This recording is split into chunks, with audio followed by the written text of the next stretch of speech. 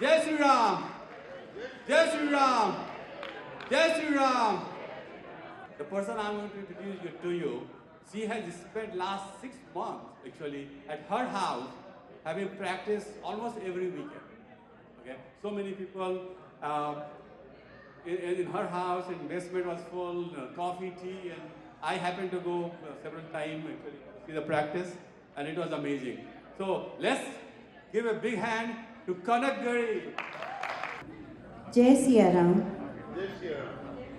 जय जय सिया राम। आप सबको नमस्कार है। इस सभा में उपस्थित आप सभी विद्वान जनों का हार्दिक अभिनंदन करती हूँ। गोस्वामी तुलसीदास जी ने लिखा है कि सुजन समाज सकल गुण खानी, करम प्रणाम सप्रेम सुबानी।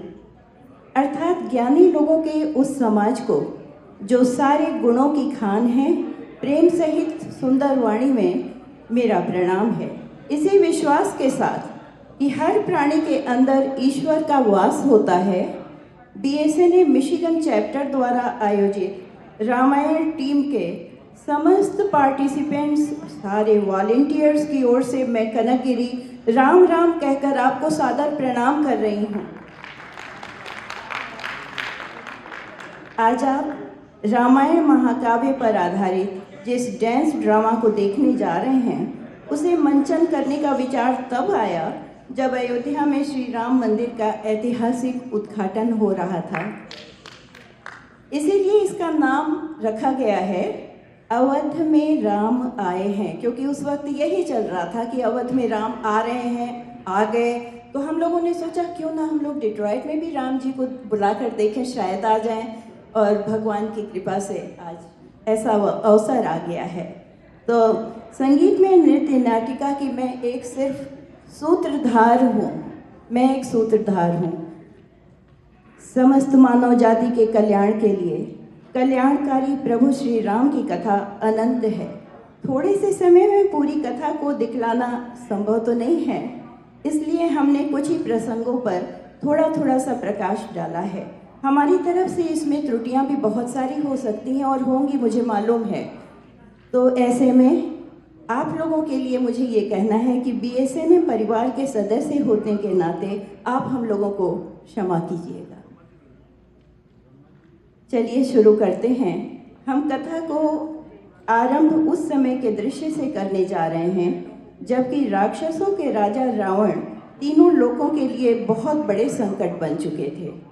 देवी देवता ऋषि ब्राह्मण सभी इनके अत्याचारों से पीड़ित थे और दुखी थे। पृथ्वी पर धर्म और सत्य का नाश होने लगा था। तब अहंकार में चूर रावण का सामना करने का सामर्थ्य किसी में रहा ही नहीं, ऐसा लगने लगा। तब फिर पाप के बोझ से दबी हुई धरती माता करुण पुकार लेकर देवताओं और ऋषि मुनियों के साथ भगवान विष्णु के पास गईं। इन सब की प्रार्थना तथा स्तुति से प्रसन्न होकर भगवान विष्णु ने पृथ्वी पर महाराज दशरथ के पुत्र के रूप में अवतार लेकर रावण के अहंकार का नाश करने का वचन दिया उन सबको। अब इसी दृश्य को हम लोग देखने जा रहे हैं। Thank you.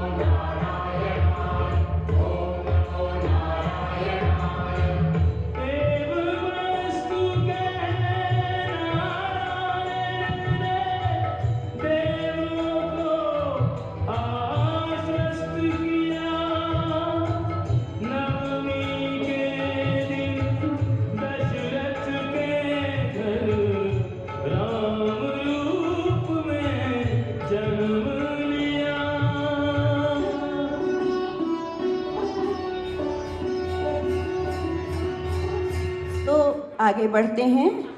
एव मस्तु कह नारायण ने देवों को आश्वस्त किया, नवमी के दिन दशरथ के घर राम रूप में जन्म लिया। यही तो कहा था अंत में इन्होंने।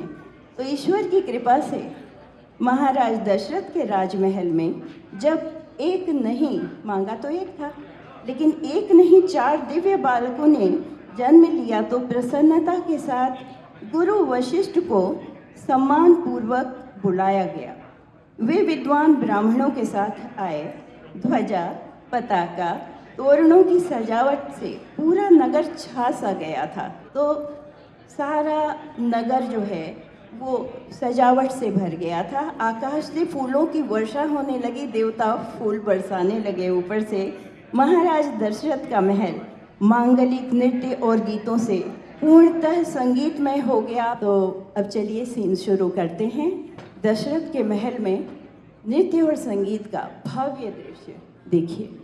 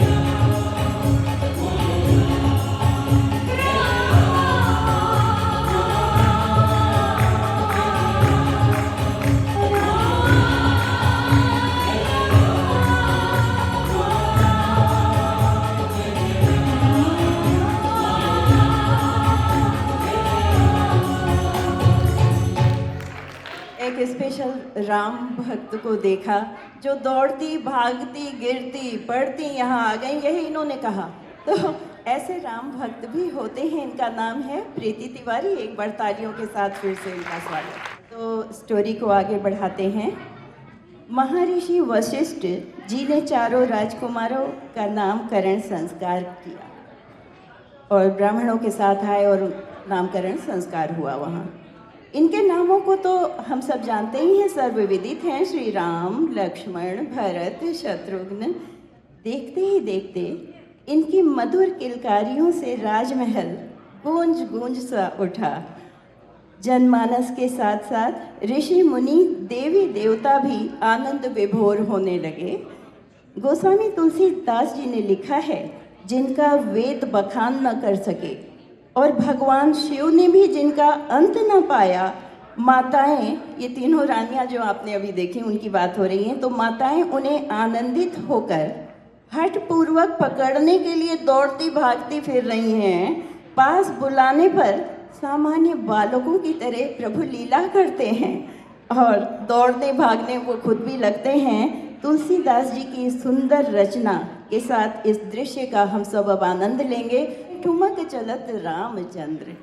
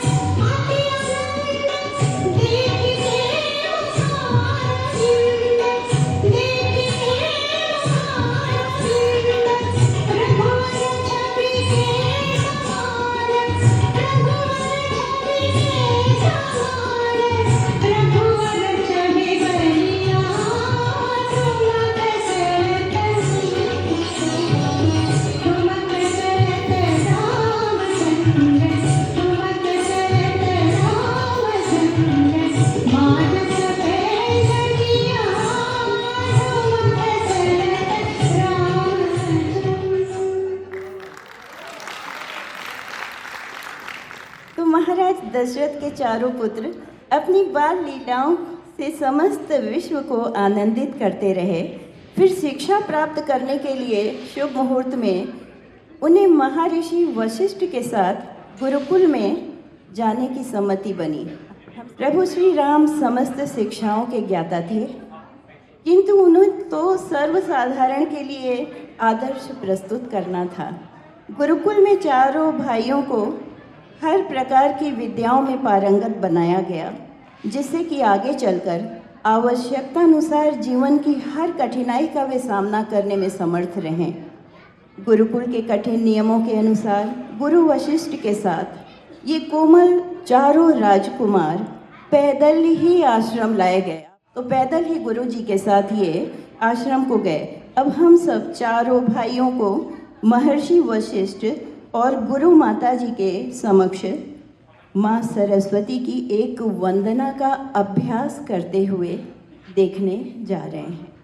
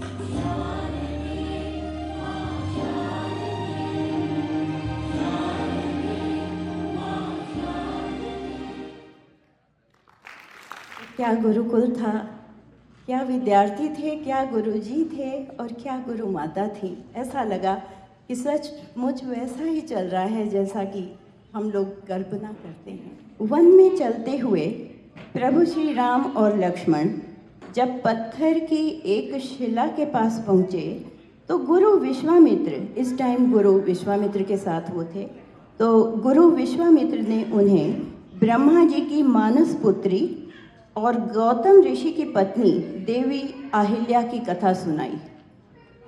इंद्रदेव के द्वारा अहिल्या के साथ जो अनुचित व्यवहार हुआ था, उसमें इन ऋषि ने अपनी पत्नी अहिल्या को ही अपराधी मान लिया, या ऐसा कहिए कि इंद्रदेव के साथ साथ अपनी पत्नी को भी अपराधी मानना।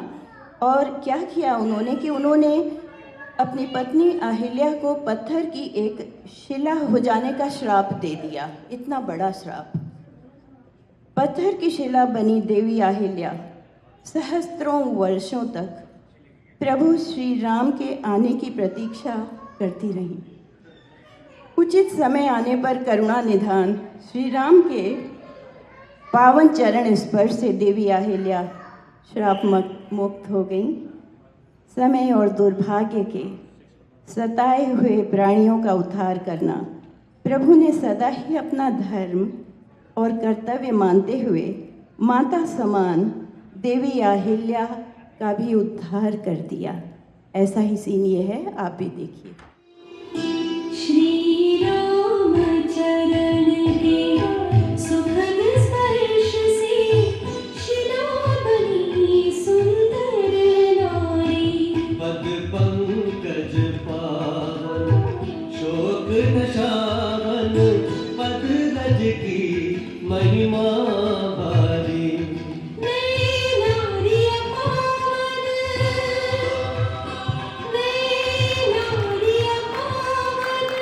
प्रभु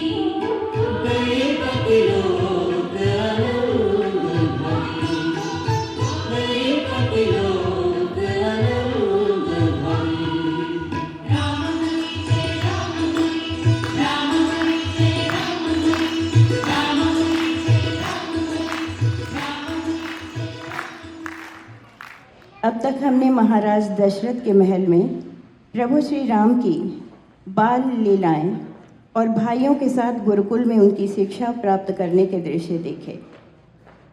अहिल्या का दृश्य भी अभी देखा आपने। अब चलते हैं महाराज जनक के राज्य में, जहां भयंकर अकाल के मध्य जनजीवन अस्त व्यस्त सा होने लगा था। ऐसे में नवजात कन्या का अवतरण जब हुआ तो राजा जनक ने ईश्वर का वरदान मानकर उन्हें अपनी पुत्री मान लिया और नाम दिया सीता। सीता के जन्म तथा बचपन में घटित कुछ अनोखी घटनाओं के कारण ये सिद्ध हो चुका था कि ये कोई साधारण कन्या नहीं थी।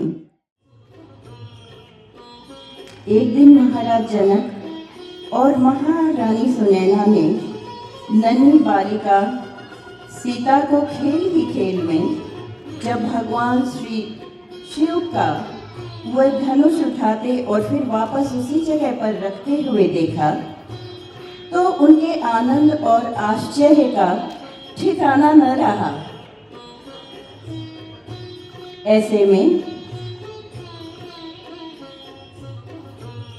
सीता की अद्भुत क्षमता को देखकर उन्होंने तो प्रतिज्ञा ही कर ली कि वे अपनी पुत्री सीता का विवाह उसी व्यक्ति के साथ करेंगे जो इस शिव धनुष को उठाकर प्रत्यंचा चढ़ा देगा। कितनी भारी प्रतिज्ञा कर ली उन्होंने, और बाद में ये कहानी कैसे मोड़ लेगी हम लोग उसे भी देख लेंगे।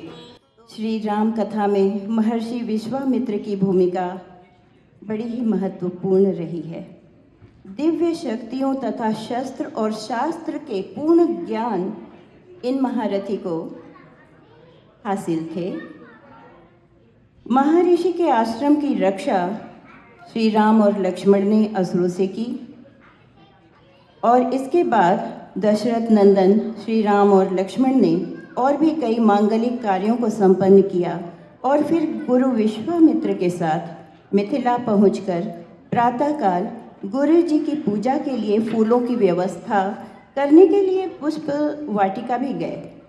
गोस्वामी तुलसीदास जी ने पुष्प वाटिका में विष्णु अवतार श्री राम और साक्षात लक्ष्मी की अवतार देवी सीता के प्रथम और बड़े ही पवित्र मिलन का अत्यंत सुंदर वर्णन किया है, जिसमें देवी सीता अपने पिता के शिव धनुष संबंधित प्रण को याद करती हैं और देवी के आगे दुखी होकर प्रार्थना करती हैं कि कृपा करके देवी उन्हें ये वरदान दे दें, उनका आशीर्वाद उन्हें मिल जाए, जिससे कि भगवान श्री राम ही उनके पति के रूप में उन्हें वर कर ले जाए।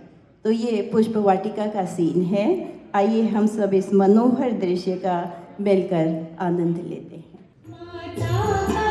तुझसे छुपी मेरी कामना, बोले बिना करती मनोरथ, पूर्ण तू मन भावना। शिव धन करे बड़ी भंग जो, राघव करे शिव साधना। कामेश्वरी अपने सिया की कर सफल आराधना। मातेश्वरी अपनी सुता की कर सफल आराधना।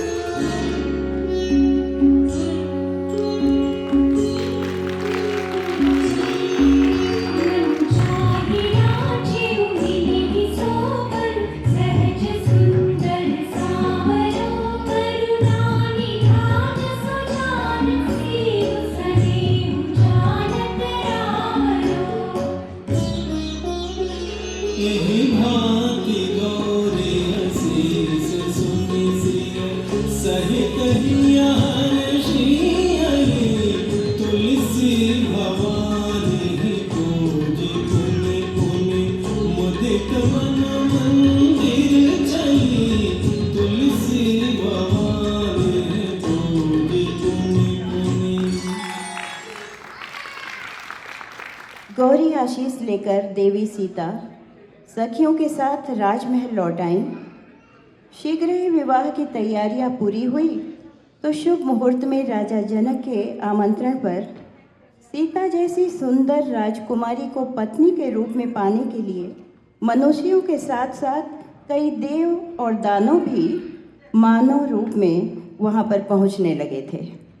भगवान शिव का पिनाक धनुष दरबार में रखा गया तो जिसे उठाना तो दूर, रावण जैसे महाशक्तिशाली योद्धा भी हिलाने में असमर्थ थे। गुरु विश्वामित्र के साथ श्री राम तथा लक्ष्मण भी सभा में उपस्थित हुए थे और अहंकारी रावण, उनके बारे में क्या कहा जाए, उन्हें तो किसी के निमंत्रण की ज़रूरत ही नहीं थी। वो तो पूरे विश्व का राजा अपने को मानने लगे थे, तो बिना निमंत्रण के ही वहाँ पहुँच गए।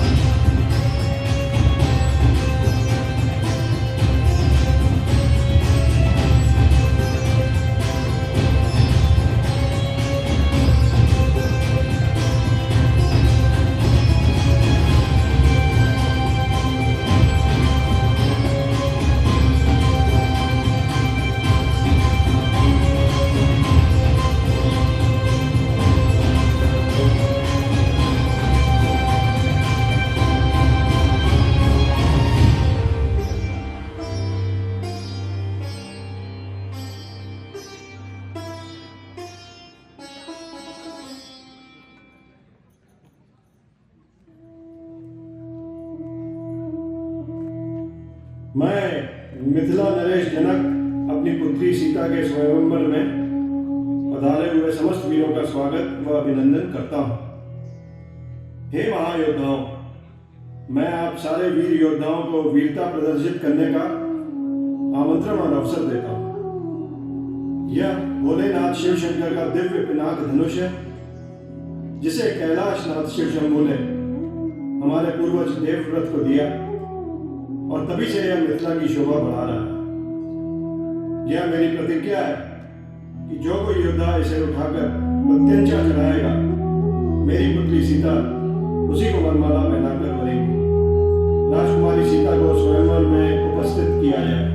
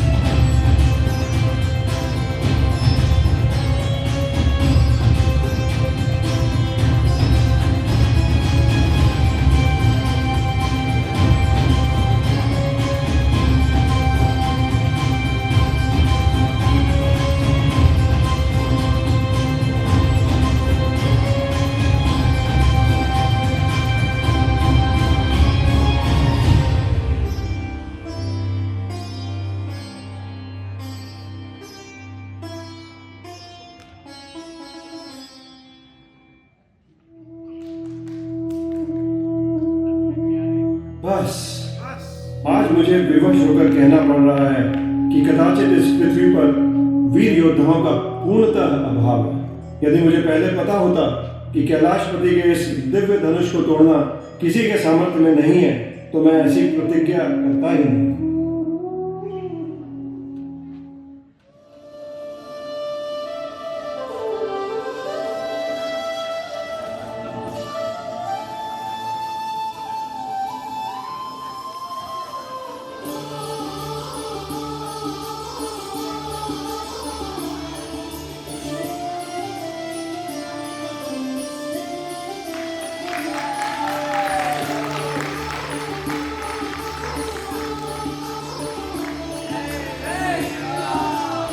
जय श्री राम, जय जय श्री राम, जय श्री राम, जय जय श्री राम।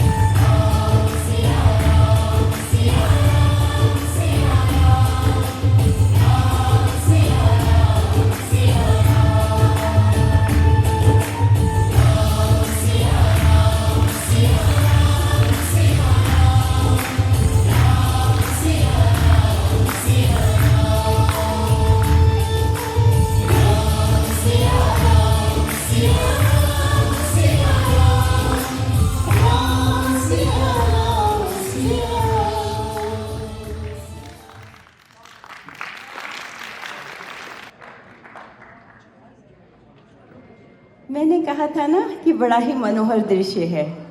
लगाना कि पहुंच गए वहीं पहुंच गए जहां का ये दृश्य है। कहते हैं विधि का विधान कदाचित पिछले कर्मों द्वारा ही निर्धारित होता है।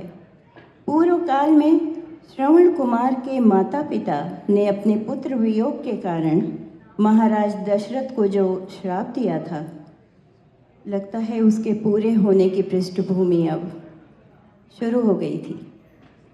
एक और अयोध्या नगरी में श्री राम के राज्य अभिषेक की तैयारियां चल रही थीं, वहीं दूसरी ओर रानी कैकेयी के महल में इनकी दासी मंथरा का षड्यंत्र भी चल रहा था। साथ साथ उसके परामर्श तथा पुत्र मोह के कारण राज्याभिषेक की आनंदमयी घड़ी की उपेक्षा कर मैंने कहा, रानी कैकेयी ईर्ष्या और द्वेष से ग्रसित होकर कोप भवन में जा बैठी। वो कहते हैं ना कि विनाश काले विपरीत बुद्धि। रानी कैकेयी के साथ भी कुछ ऐसा ही हुआ होगा, जो उनकी बुद्धि ऐसी फिर गई और दासी मंथरा के कहने में आ गई। कहानी आगे बढ़ती है, कोप भवन का दृश्य भी देख लीजिए।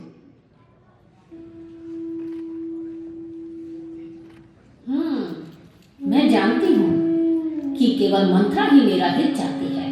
उसने उचित ही कहा है, यदि राम राजा बने तो उनकी माता कौशल्या ही राजमाता बनेगी, तो क्या मैं उनकी दासी बनकर रहूंगी? नहीं नहीं, ऐसा कभी नहीं हो सकता। मैं तो रानी हूँ, मुझे किसी की दासी नहीं बनना। अब तो मेरा भरत ही राजा होगा और मैं बनूंगी राजमाता। हाँ, मैं हूँ रानी। देखती हूँ राम को कैसे अयोध्या का राज सिंहासन मिलता है। क्या बात है प्रिय, राज्याभिषेक की इस आनंदमयी घड़ी में तुम कोप भवन में क्यों बैठी हो? तुम्हारे असमय इस बर्ताव का क्या कारण है? अब अनजान बनने का अभिनय छोड़िए महाराज। चलिए कोई बात नहीं, मैं ही याद दिला दूं। क्या कहा? मैं अभिनय कर रहा हूँ? हाँ, पूर्व काल में देवासुर संग्राम के मध्य आपने मुझे जो 2 वचन दिए थे, उन्हें पूरा करने का समय आ गया है। कुछ याद आया? हाँ कैकेयी, मुझे सब कुछ याद है। आज तो तुम जितने भी वरदान चाहो दे दूंगा। मेरे पुत्र राम के राज्याभिषेक का अवसर जो है, वचनों को पूरा करना हमारे वंश की परंपरा रही है। प्राण जाए पर वचन न जाए। राम राम राम। बस करिए महाराज, बहुत सुन चुकी राम का गुणगान। पहले अपने 2 वचनों को तो पूरा करिए। हाँ, तो अब सुनिए। पहले वचन में मेरे पुत्र भरत को राज सिंहासन मिले। ये कैसा उपहास है कैकेयी? मेरी बात पूरी तो सुन लीजिए महाराज। आपका दूसरा वचन तब पूरा होगा जब कौशल्या पुत्र राम तपस्वियों के देश में 14 वर्षों तक वन में निवास करेंगे। मेरे प्रिय राम को वनवास? ऐसा नहीं हो सकता कैकेयी। वचन नहीं पूरा कर सकते तो ठीक है, परंतु आज के बाद अपने पूर्वजों की प्रतिज्ञा को बार बार मत रखिएगा। प्राण जाए पर वचन न जाए। रुक जाओ कैकेयी, रुको। ऐसा करके मेरे प्राण नहीं बचेंगे। हे विधाता, ये कैसी विडंबना है जो मेरे पिछले कर्मों की इतनी बड़ी सजा मिली। हे ईश्वर, अब मैं क्या करूं? हे ईश्वर। एक पिता की पीड़ा आपने देखी। राजा हो या रंक, पिता तो पिता ही होता है। अब इसके बाद हम लोग एक बहुत मनोहर सीन फिर से देखने जा रहे हैं। ये दृश्य है जब भगवान श्री राम गंगा के किनारे पहुँचे थे। देवी सीता भी थी, क्योंकि कोप भवन में तो जो कुछ हुआ आपने देखा। और अपने पिता के वचनों का मान रखते हुए भगवान श्री राम भाई लक्ष्मण के साथ 14 वर्ष के वनवास पर निकल पड़े। माता सीता भी साथ थीं। रास्ते में गंगा नदी पार करने के लिए उन्होंने केवट से नाव लाने का आग्रह किया, तो उसने वनवासी श्री राम के रूप में विराजमान प्रभु को पहचान लिया। जो राम भक्त होते हैं वो अपने प्रभु को पहचान ही लेते हैं ना। तो केवट ज़रूरी नहीं है कि आप अगर प्रभु को अपने पहचानते हैं तो बहुत बड़े ज्ञानी होने की आपको ज़रूरत है। नहीं, ऐसा नहीं है। ये केवट की कहानी चल रही है। तो केवट ने अपने प्रभु को पहचान लिया था और अनेक प्रकार के बहाने, झूठे बहाने बनाने लगा और नाव पर बैठाने के पहले उनके चरण धोने का आग्रह करने लगा। वास्तव में केवट के अंदर भगवान के चरणामृत को ग्रहण करने तथा अपने कुटुंब के उद्धार की मनोकामना थी। भगवान तो अपने भक्तों के हित के लिए ही देह धारण करते हैं। केवट की प्रीति देखकर उन्होंने भी लीला करी। क्या लीला की कि लीला करते हुए अपने चरण धोने की अनुमति उन्हें केवट को दे दी। गंगा तट का अत्यंत सुंदर दृश्य है।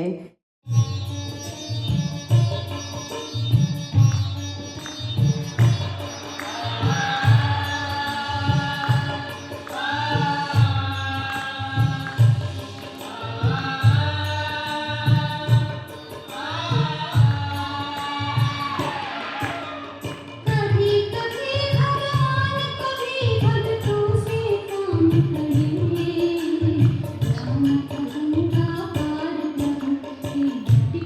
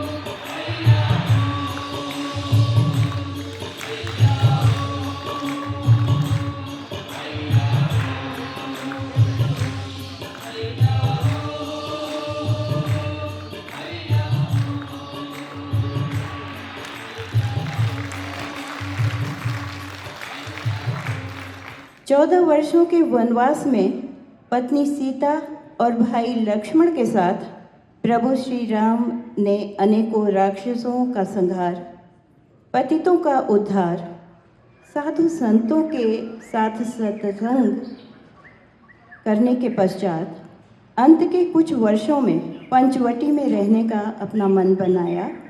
यहीं से श्री राम और रावण के बीच युद्ध होने का संकेत मिलने लगा था। रावण के कहने पर मारीच नाम के राक्षस ने माता सीता को स्वर्ण हिरण के रूप में ऐसे आकर्षित किया कि वे पति से किसी भी प्रकार से कुछ भी करके इस स्वर्ण हिरण को पकड़कर लाने का आग्रह करने लगी।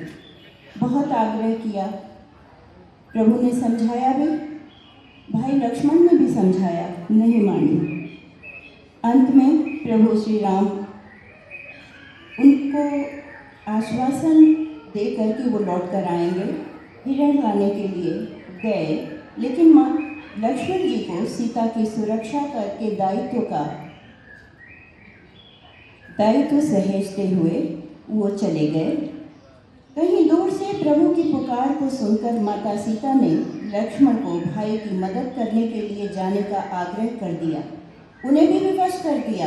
देखिए, जब टाइम आ जाता है ना तो कैसे सब कुछ अपने आप अच्छा या बुरा होने ही लगता है, तो उन्हें विवश कर दिया और सुरक्षा के दायित्व को निभाते हुए लक्ष्मण जी ने कुटिया के बाहर एक सुरक्षा रेखा खींचकर माता सीता को बाहर न जाने की चेतावनी जब दे दी और भाई की खोज में चल दिए। और यही कारण था, ये कारण बना एक्चुअली। तो इस कारण के कारण रावण को भिक्षुक के रूप में वहां आने का बिल्कुल अवसर ही मिल गया। देखिए इसी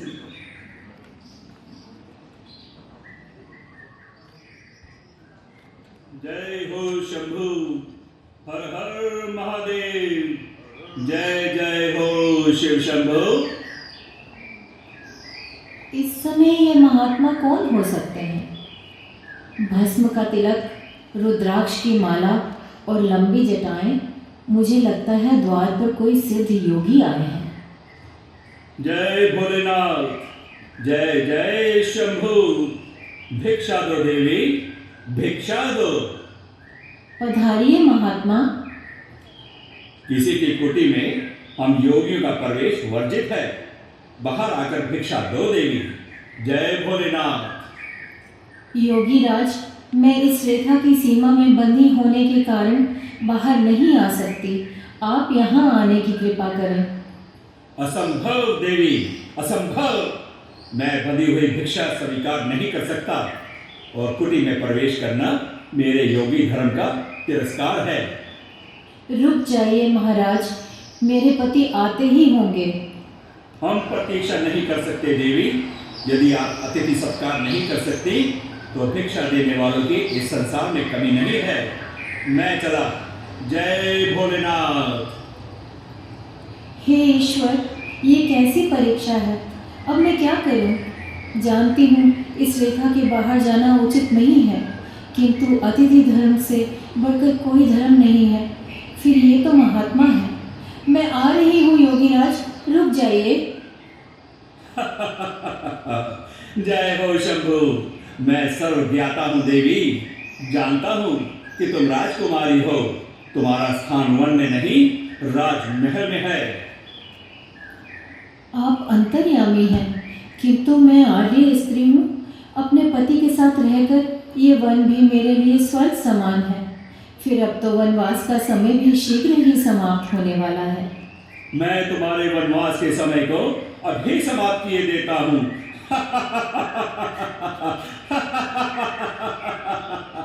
ये क्या अनाथ कर रहे हैं? कौन है आप? मैं त्रिभुवनपति लंकेश रावण हूँ। मेरा नाम सुनते ही देव, दानव, यक्ष, गंधर्व सब कांपने लगते हैं। और मैं तुम्हें भयभीत नहीं करना चाहता सुंदरी। मैं तो तुम्हें अपने साथ लंका ले जाना चाहता हूँ। नहीं नहीं, छोड़ दो, छोड़ो मुझे। हे ईश्वर बचाओ, प्रभु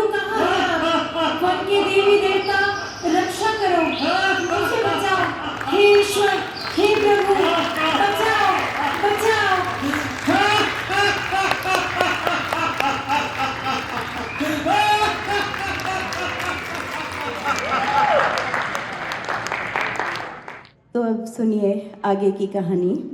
भीलनी परम तपस्विनी शबरी जाको नाम, गुरु मतंग कहकर गए तो ही मिलेंगे राम।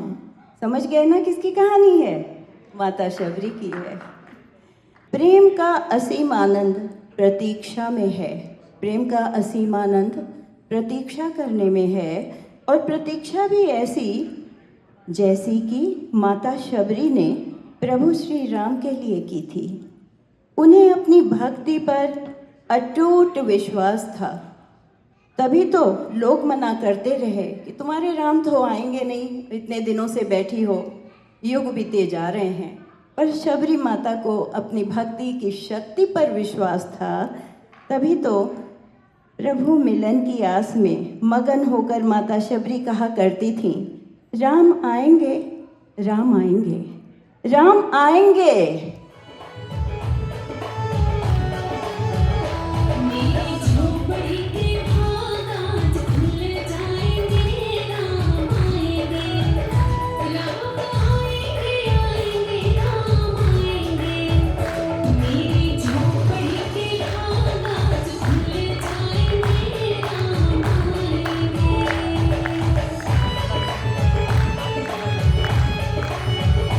राम आएंगे तो अंगना सजाऊंगी, दीप जला के दिवाली मनाऊंगी। मेरे जन्मों के सारे पाप मिट जाएंगे, राम आएंगे, राम आएंगे, आएंगे, राम आएंगे। मेरी झोपड़ी के भाग आज खुल जाएंगे, राम आएंगे।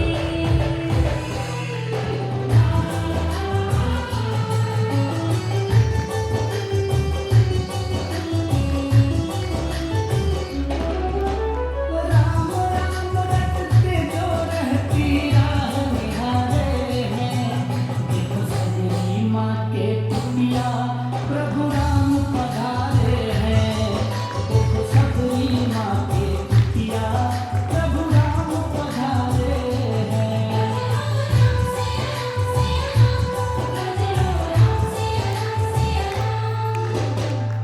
किस्म किस्मता फूल सजा के पूजा के थाली में दीप जला के, घिस के चंदन तिलक लगा के आरती उतारे हैं। देखो सबरी माँ के कुटिया प्रभु राम पधारे हैं। देखो सबरी माँ के कुटिया प्रभु राम पधारे हैं।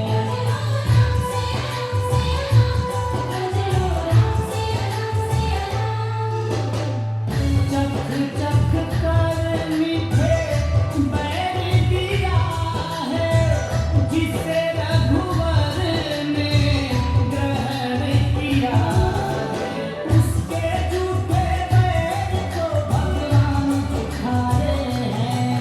देखो सबरी माँ के कुटिया प्रभु राम पधारे हैं। देखो सबरी माँ के कुटिया प्रभु राम पधारे हैं।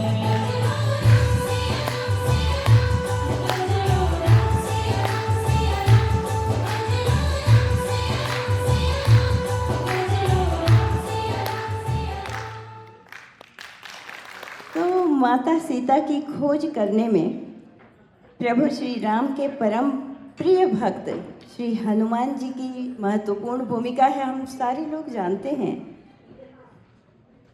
श्री रामचरितमानस में अजर अमर श्री हनुमान जी की भक्ति, शक्ति, विनय और त्याग की कथा बहुत अच्छी तरह से वर्णित है। माता सीता की खोज में लंका पहुंचकर जब श्री हनुमान जी ने माता सीता को वृक्ष के नीचे बैठे हुए देखा तो उनकी आंखों में प्रसन्नता के आंसू छा गए। उन्होंने प्रभु श्री राम के दूत होने की पूरी कथा उन्हें सुनाते हुए प्रभु की मुद्रिका उन्हें दी और प्रभु के लिए माता सीता की निशानी लेकर वापस लौटने लगे। कपि के वचन सप्रेम सुन, उपजा मन विश्वास, जाना मन क्रम वचन यह कृपा सिंधु करदास। तो इसमें हम लोग रावण का अहंकार देखेंगे, तो उसे भी आप देखेंगे। बार बार हनुमान जी ने समझाया कि प्रभु से क्षमा मांग लीजिए, आप वो क्षमा कर देंगे, वो दयालु हैं, करुणानिधान हैं, नहीं माने। तो उनके जो रावण हैं उनके अहंकार की कहानी भी आप देखेंगे, जो भक्ति की शक्ति को कभी पहचान ही नहीं सके थे। तो चलिए आगे चलते हैं। राम सीता राम सीता राम सीता राम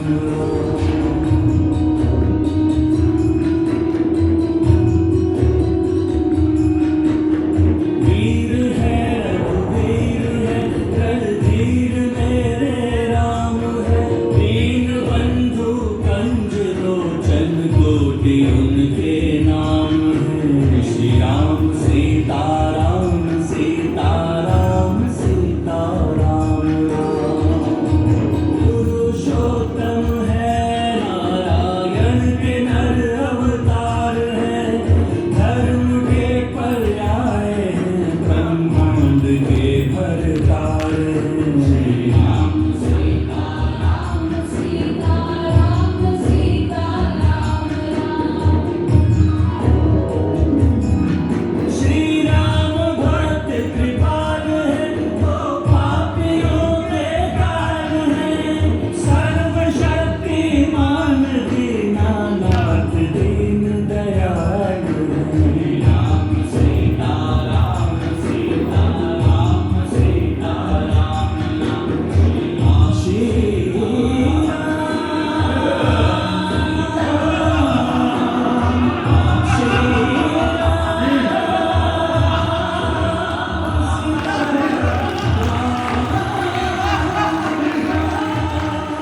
तो सीता हरण के पश्चात रावण को समझाने का हर प्रयास असफल रहा। रावण ने अपनी कठोर तपस्या से कई वरदान प्राप्त कर लिए थे, जिनके कारण अमर न होते हुए भी उनका अंत करना लगभग असंभव सा था। इसका कारण था उनकी नाभि में छुपा हुआ अमृत, जो उन्हें ब्रह्मा जी के वरदान से प्राप्त हुआ था। प्रभु श्री राम और रावण के मध्य भयंकर संग्राम के मध्य रावण के अंत की कठिनाई को समझा तो विभीषण ने समझा था। विभीषण के संकेत पर श्री राम ने जब रावण की नाभि पर अपना वाण चलाया तो प्रभु के हाथों रावण जैसे अन्यायी पापी को भी मुक्ति मिल गई। ये देखिए करुणा निधान की कथा। और भयंकर युद्ध, जो प्रचंड युद्ध जिसे कहा जाता है, उसका अंत भी हो गया। ये सीन बस जरा सा है, आप देख लीजिए कैसे अंत उसका हुआ।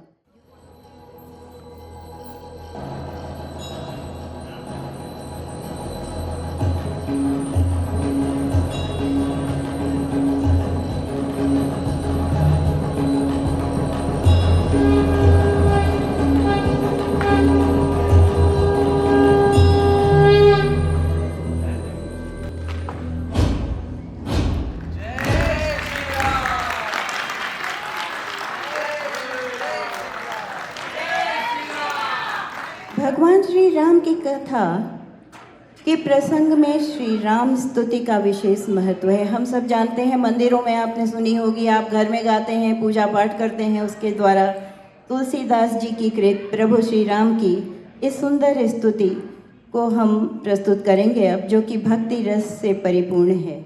इसमें प्रभु के अद्भुत गुणों और उनके शौर्य का वर्णन है। ऐसी मान्यता है कि श्री राम स्तुति करने या सिर्फ सुनने मात्र से श्री राम की कृपा के समस्त पुण्य प्राप्त हो जाते हैं। तो चलिए राम स्तुति कर लेते हैं मिलकर।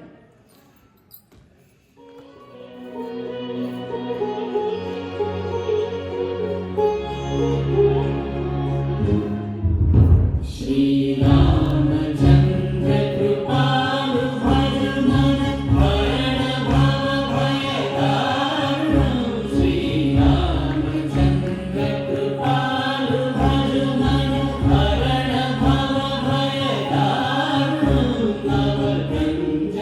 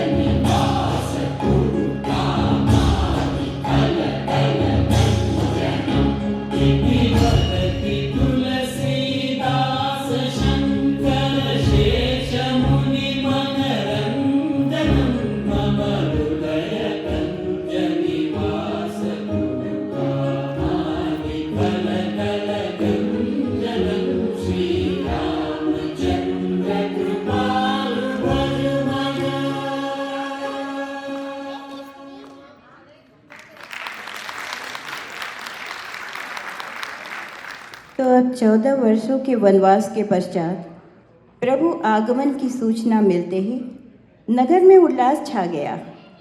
असंख्य दीप जलाए गए। गीत संगीत की लय से धरती और आकाश भी गूंज उठे। इस सुंदर वातावरण में लोग अपने घरों के बाहर निकलकर आनंदित होने लगे। इस प्रकाश में उत्सव को देखने के लिए देवता भी वहाँ उपस्थित हुए। अनेक प्रकार के शुभ शकुन होने लगे। ऐसे में नगर में उपस्थित सभी को दर्शन देकर श्री रामचंद्र जी देवी सीता तथा अन्य कई लोगों के साथ महल की ओर चले।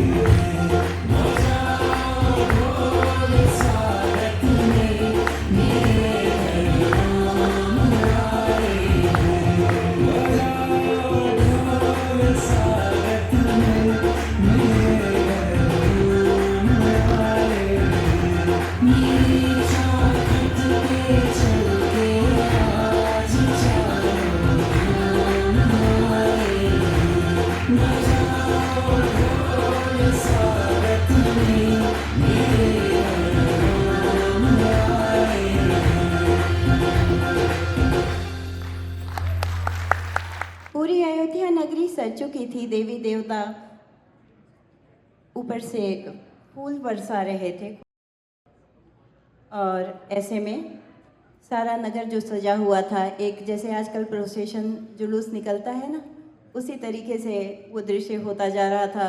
देवी देवता भी वहाँ पर जुलूस में शामिल हो गए। जश्न मनाया जा रहा था। घर घर में दिवाली मनाई गई। अब देखिए, उतनी तो हम लोग कुछ कर नहीं सकते थे। थोड़े से दीप रखे हैं यहाँ पर, जरा तालियां बजा दीजिए दीपों के लिए, उन दीपों के लिए जो कि अयोध्या के दीपों की पहचान है। ये संकेत है कि वहाँ कभी दिवाली मनाई गई थी। तो अब हम लोग आगे बढ़ते हैं और देखिए राम जी आने वाले हैं। भाई स्वागत अच्छा होना चाहिए।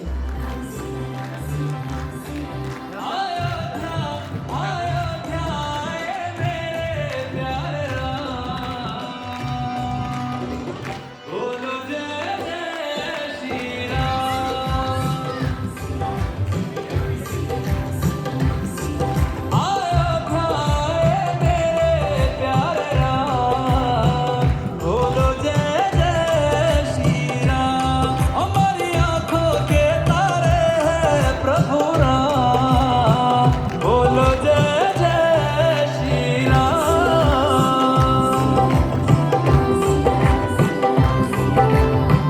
बोलो जय जय श्री राम। हमारी आंखों के तारे हैं प्रभु राम। बोलो जय जय श्री राम। बाजे मंजीरे और मृदंग, हवा में उड़े केसरिया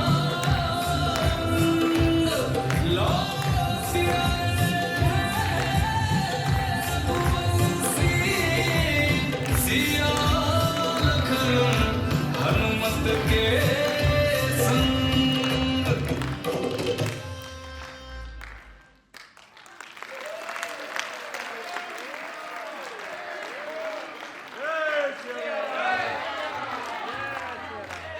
जय जय श्री राम। जय जय श्री राम।